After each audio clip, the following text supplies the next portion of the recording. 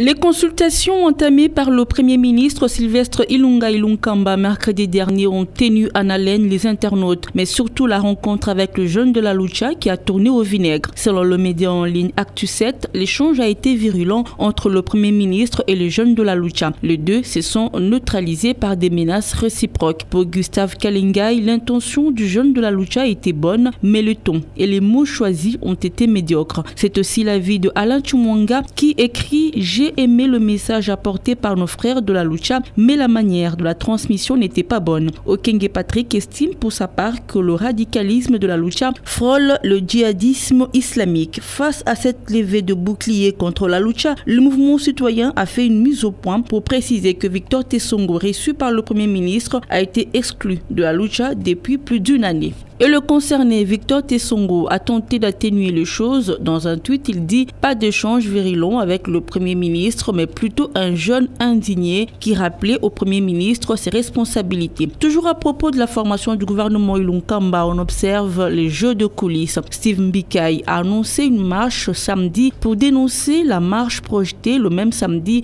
par l'aile dissidente de l'FDCA, écrit-il dans un tweet.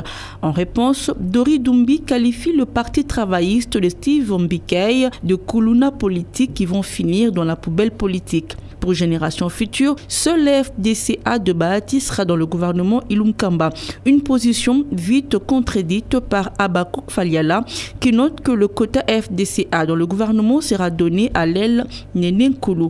Et Kalele Camille conclut que Bahati et ses disciples n'auront que leurs yeux pour pleurer. Et si nous parlions d'histoire, c'est un blog qui nous rappelle les faits de l'histoire et se dit où nous rappelle la pose de la première pierre de travaux de construction de la basilique de Yamoussoukro en Côte d'Ivoire. Ce jour-là, le pape Jean-Paul II, aux côtés du président Houphouët-Boigny, ont procédé à la pose de la première pierre de ce qui est devenu la plus grande basilique du monde. Et on va dire merci à Dario, cet internaute qui nous partage la belle photo du volcan Nyiragongo, l'une des merveilles de la RDC.